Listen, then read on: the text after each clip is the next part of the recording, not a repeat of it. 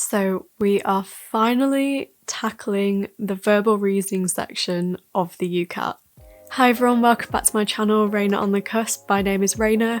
I'm a third year dental student at the University of Sheffield, and today we are continuing with my UCAT series. In this video, I'm sharing my top tips for the verbal reasoning section of the UCAT. If you like this video, please give it a thumbs up and subscribe. I'd love for you to stick around. And comment down below to let me know what you think of this section of the UCAT. And a quick thank you to Medify for providing the questions for this video. And before I get into this video, my analytics are telling me a massive 81% of you who are watching my videos are not subscribed to my channel. So if you do like any of my videos and you found they've helped you, please subscribe and stick around. So now that we have that out of the way, let's get on into the video. So what is the VR section of the UCAT? This is a section of the UCAT that tests your comprehension skills and your ability to process and understand information in a text. There are 11 passages with 4 questions to each passage, giving a total of 44 questions, and there are 21 minutes in which to answer these questions. So this roughly works out at around 30 seconds per question, so this is definitely a very time-pressured section. So my first tip is to know what the question types are and know what they mean. So in VR, there are 2 types of questions. There are true, false and can't tell questions, or there are free text questions. So if the answer is true, it means that it follows on or supports the information given in the passage. If the answer is false, it has to directly contradict the information given in the passage. And if the answer is can't tell, it means there is not enough information in the passage for you to arrive at an answer. And then you have your free text type questions or your reading comprehension questions, which have 4 options and one of them is true based on the information given to you. And remember, if any part of the statement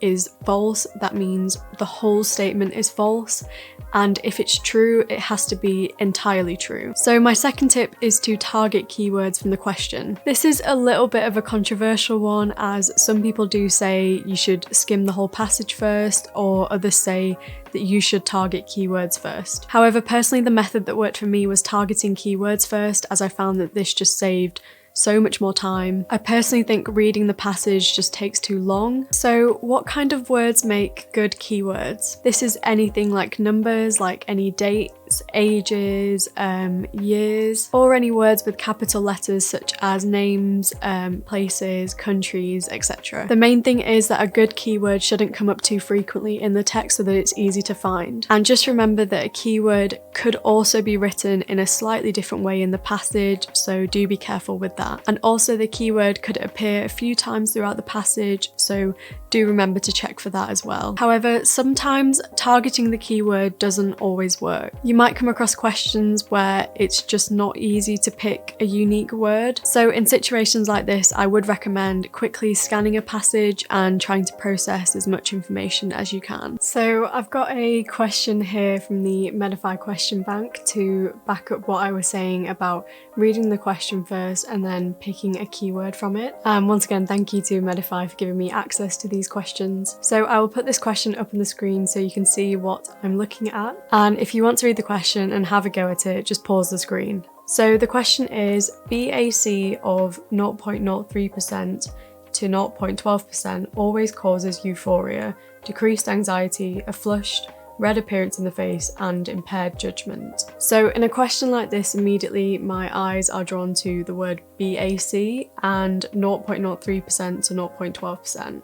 This is because BAC is in capitals and the other keywords are numbers. So when you look at the text, this is quite easy to find in the 4th paragraph, where it says drinking enough to cause a blood alcohol concentration, BAC, of 0.03% to 0.12% typically causes an overall improvement in mood and possible euphoria, decreased anxiety, a flushed, red appearance in the face, an impaired judgment and fine muscle coordination. And if you remember, the question used an example of extreme language, which is a tip coming up later on in the video, so do stick around for that. It uses the word always, which is an example of an extreme word, whereas in the text it uses the word typically.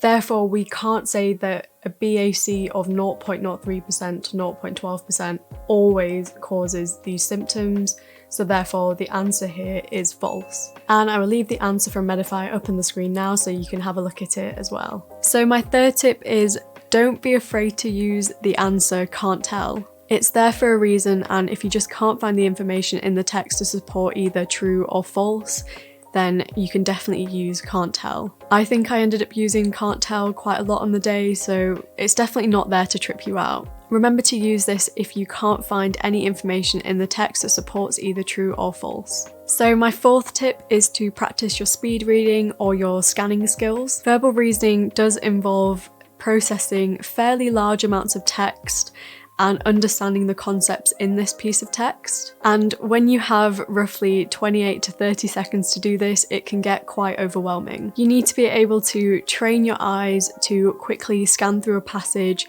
and hone in on your keyword. And when you do find that keyword, it's a really good idea to read the sentence before and read the sentence after it. This is because you want to make sure that you've definitely found the statement that supports the answer that you think it is. So to improve upon your scanning skills and speed reading, you need to be exposed to different types of text. I would recommend getting a hold of books, magazines, articles, any web pages, anything that you can read online as well. And you can practice quickly reading through these pieces of text and summarising the key ideas from it. You could also try summarising a piece of text back to a friend, or trying to summarise a piece of text in one sentence. I would probably argue that reading pieces of online text would be more representative of your exam, as this is an online exam, and it'll help your eyes get used to looking at a screen as well. So being able to scan a passage quickly in verbal reasoning is a really important skill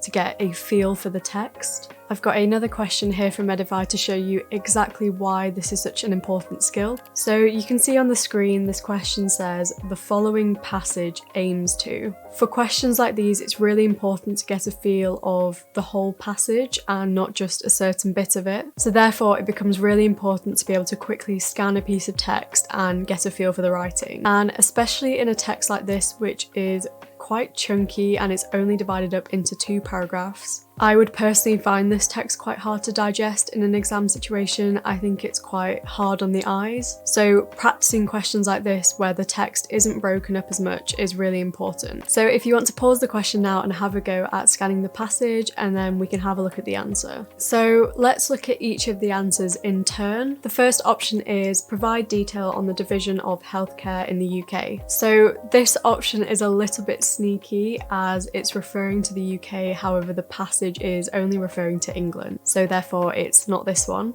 And then if we have a look at the next option, which is describe how healthcare is organised in England. So yes, this is what the passage is describing and it's referring to England, so this is the correct answer. And in an exam situation, if you arrived at the second answer and you were confident that this is the answer, then you can mark that and move on. There's no reason to look at the other answers and check them against that one. So just to complete the question, let's have a look at the other 2 answers and see why they're not correct. So the third option is an explanation on the division of care in healthcare and social care. So although this is described in the passage, it's not the main overall focus. And then the last option is describe problems arising after the birth of the NHS in 1948. So again, this is incorrect because the text is mainly focusing on the organisation of healthcare in England. So in a question like this, I do appreciate how hard it is to actually find a keyword. So I know that sometimes that method doesn't quite work, as there's questions that ask you to think about the overall passage and what the author is writing about as a whole. So as well as utilising the keyword method, you need to be confident in scanning a passage and doing it quickly. So my tip number 5 is when you've found the keyword, make sure that you not only read the sentence that has the keyword in, but to read the sentence before it and read the sentence after it. This is because you want to make sure that even though the sentence with your keyword in supports your answer, the sentence before or the sentence after it doesn't contradict that. This should only take a few extra seconds, but if you don't do it, it could cost you that mark.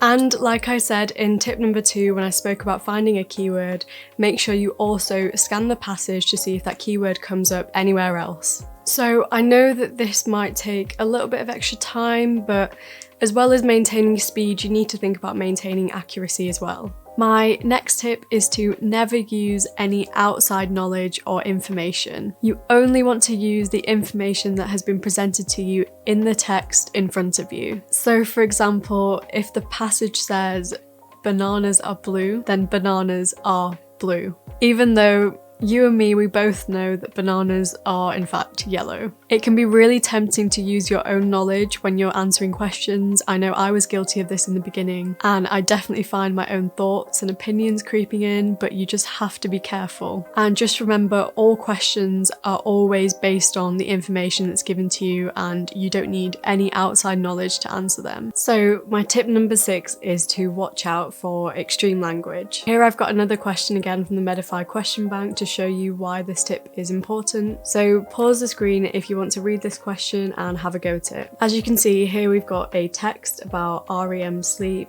and dreaming and how many animals do this. And the question is, the dolphin is a mammal, true, false, or can't tell? So you might be thinking, well, obviously a dolphin is a mammal, like we all know that. However, this is the trap that verbal reasoning wants you to fall into. And guys, please don't fall for it. Like, you're better than that, you know, you can see right through this. But the danger with verbal reasoning is that you let your own opinions and knowledge creep in and you think, well, I know a dolphin is a mammal, so I won't check the passage and I'll just mark true. However, please don't do this, as when we look at the text, we can see that actually nowhere does it explicitly say that a dolphin is a mammal. The passage talks about a range of different animals, but nowhere does it refer to a dolphin being a mammal. So although that we know that this is true, because the passage doesn't explicitly state this fact, we have to put can't tell. And I will put the solution up on the screen with the explanation from Medify so you can see that as well. So tip number 7 is to watch out for extreme language. What I mean by this is words like always, all the time, or never. So extreme words that are both for and against. When a question uses extreme words, it's usually making a very large, sweeping statement, and there is no in between to this. So immediately that makes me quite suspicious of questions like this, and you can be fairly skeptical as to whether this is true. Hence, I would argue when a question uses extreme language, this can be slightly easier to recognise and to answer in comparison to questions that use mild language like mostly or some of the time or maybe. The questions that use the mild language are more likely to trip you up, and you have to be really careful what you infer from the text. So tip number 7 is to look out for extreme language. Let's look at a question to see why this is important. So pause the screen now if you want to have a read of this question before we go through it. So here we've got a passage all about alcohol, some facts on it, what happens if you drink too much, and different concentrations of it. And the question is, pulmonary aspiration certainly leads to death. True, false, or can't tell? Now, immediately when I look at a question like this, alarm bells are going off in my head because I see the word certainly. This is a very broad, sweeping statement to make, and immediately when you get a question that is saying something certainly happens, you should be very doubtful of it. So already I'm leaning towards the false and the can't tell answers, and the key word that I'm going to scan the passage for here is pulmonary aspiration. And if we look at the passage again, we can see that pulmonary aspiration occurs in the 4th paragraph, and we can see that this occurs in the 4th paragraph where it says death may occur due to inhalation of vomit, pulmonary aspiration while unconscious, and respiratory depression potentially life-threatening. So the important word here is may. It's saying that pulmonary aspiration may lead to death, but it's not certainly going to lead to death. Therefore, we can see that immediately the answer to this is false. And again, I will leave the solution up on the screen now so you can read the explanation. So tip number 8, my favourite tip. We've spoken about this in my other videos, so go check out the rest of my UCAT videos. And this is to be able to recognise questions that are worth flagging, always take an educated guess at them, and then move on. When you guess, flag, and move on from questions, that are going to take up too much of your time and are going to cross that 30-second limit that you have for a question, you're going to save so much time and use that for the easier questions and get those marks. Always remember to take an educated guess and put an answer, because if you've left it blank, there's absolutely no way that you'll get that mark. However, if you did put an answer, there's always that chance that you've got it right. So what sort of questions should you maybe consider flagging? These are questions that might involve a lot of repetitions of keywords, or it's difficult to find a keyword, potentially long and complicated passages, or passages that might use very complicated words, and those passages that are just taking you that extra bit of time that you don't have. A type of question that I personally think takes quite a lot of time and is maybe worth flagging is free text type questions where they say, which of these is it not? Because often it takes you to get to the third answer before you've eliminated enough to get it right. My next tip is to learn your keyboard shortcuts. Again, I've spoken about this in my other UCAT videos, but this one really is going to help you save time in this section. I will put up a list of the keyboard shortcuts that I found on the screen now. These will be so useful in saving time and manoeuvring quickly between questions and also flagging questions. And you can also use shortcuts to quickly go through a set of questions and see what's coming up. And tip number 10 is don't spend too long checking a statement. Go with your gut and be confident that you've picked the right answer. As you only have roughly 28 to 30 seconds per question in this section, you really don't have time to be second guessing yourself and thinking about whether you've got it right. I've been in that situation where I've gone with an answer first time and then I've second guessed it and I've wasted time because I'm doubting myself, but just click it and move on. So if you found these tips helpful for the VR section of the UCAT, please give this video a big thumbs up and subscribe to my channel. I've got a few more UCAT videos on the way. Leave me a comment down below if this has helped you in any way, and I will see you all again in the next video. Bye!